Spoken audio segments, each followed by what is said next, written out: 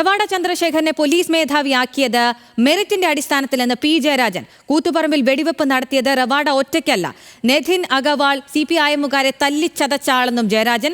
റവാഡയുടെ നിയമനം പാർട്ടി ചർച്ച ചെയ്തിട്ടില്ലെന്നും പി ജയരാജൻ പറഞ്ഞു.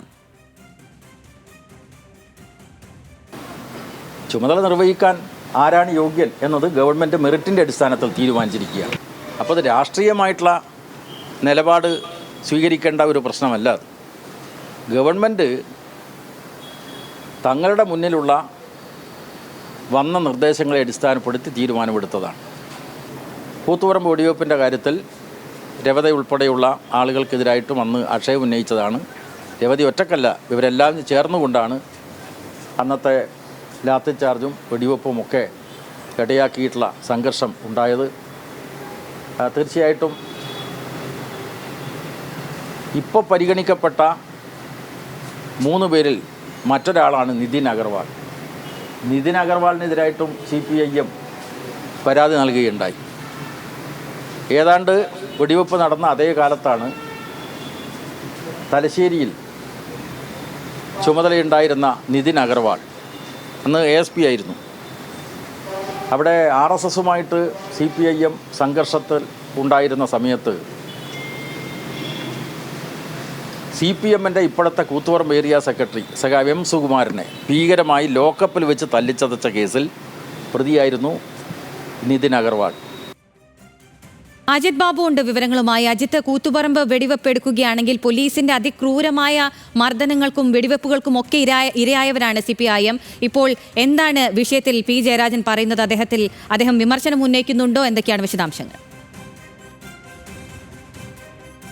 അഖില, നേരിട്ട് അദ്ദേഹം വിമർശനം ഉന്നയിക്കുന്നില്ല. അദ്ദേഹത്തിന്റെ വാക്കുകൾ കൃത്യമായി ഒരു പാർട്ടി പ്രവർത്തകൻ പറയേണ്ട, ഒരു പാർട്ടിയുടെ നേതാവ് പറയേണ്ട തരത്തിലേക്കുള്ള തന്നെ പ്രതികരണമാണ്. പക്ഷേ അതിനിടയിലൂടെ വായിച്ചെടുക്കേണ്ട കാരണങ്ങളുണ്ട് എന്നുള്ളതാണ് ഈ പ്രതികരണത്തെ കൂടുതൽ പ്രസക്തമാക്കുന്നത്. പ്രത്യേകിച്ചും അദ്ദേഹം ഈ വിഷയം ചോദിച്ച സമയത്ത് കൂത്തുപറമ്പുമായി ബന്ധപ്പെട്ട ചരിത്രം ഓർമ്മിപ്പിച്ചുകൊണ്ട് ആ ചരിത്ര വിഷയങ്ങളെ കുറിച്ച് വിശദമായി തന്നെ മറുപടി പറയുന്ന സാഹചര്യമാണ് ഉണ്ടായത്. അന്നത്തെ സാഹചര്യങ്ങൾ, പ്രത്യേകിച്ച് റവാഡ ഉൾപ്പെടെയുള്ള ഉദ്യോഗസ്ഥർ ആണ് ഇത്തരത്തിൽ ഈ വെടിവെപ്പിനും ലാത്തി ചാർജിനും ഒക്കെ ഒരു കൂട്ടം ഉദ്യോഗസ്ഥരുടെ ഒരാളാണ് അദ്ദേഹം എന്ന് ഉൾപ്പെടെ പറഞ്ഞു വെക്കുകയാണ് ചെയ്യുന്നത്. അങ്ങനെ കാരണങ്ങൾ ഓരോന്ന് ചൂണ്ടിക്കാണിച്ച് പ്രത്യേകിച്ച് റോഷന്റെ ഉൾപ്പെടെ കാര്യങ്ങൾ എടുത്തു പറഞ്ഞുകൊണ്ടാണ് അദ്ദേഹത്തിന്റെ പ്രതികരണം നടത്തുന്നത്. അതായത് ഓർമ്മകൾ, ഈ കൂത്തുപറമ്പുമായി ബന്ധപ്പെട്ട വെടിവെപ്പുമായി ബന്ധപ്പെട്ട ഓർമ്മകളും അന്നത്തെ സംഭവ വികാസമെല്ലാം അദ്ദേഹം വിശദമായി വിശദീകരിക്കുന്നുണ്ട്.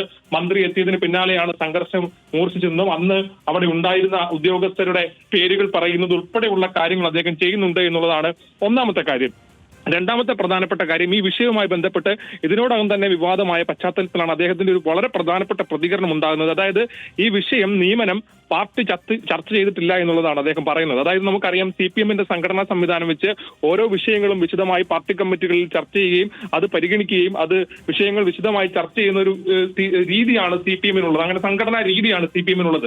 അപ്പോഴാണ്, ആ ഘട്ടത്തിലാണ് അദ്ദേഹം പറയുന്നത് വളരെ നിർണായകമായ ഒരു തീരുമാനം പാർട്ടി ചർച്ച ചെയ്തിട്ടില്ല എന്നുള്ള കാര്യം പറയുന്നത്. സ്വാഭാവികമായും അത് വലിയ തരത്തിലുള്ള ഒരു പ്രതികരണമാണ്. പാർട്ടി ചർച്ച ചെയ്യാതെയാണ് ഈ നിയമനം നടന്നിരിക്കുന്നതെന്ന് ഉൾപ്പെടെയുള്ള കാര്യങ്ങളാണ് അദ്ദേഹം പറഞ്ഞു വെക്കുന്നത്.